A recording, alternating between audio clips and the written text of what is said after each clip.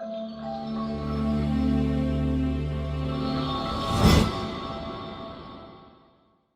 you use the old back and forth motions for your facing operations in your CAM software?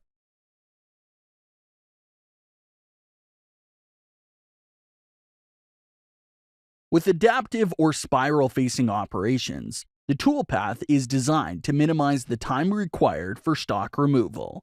This method is advantageous if the first stage of the machining process is to remove the maximum amount of material.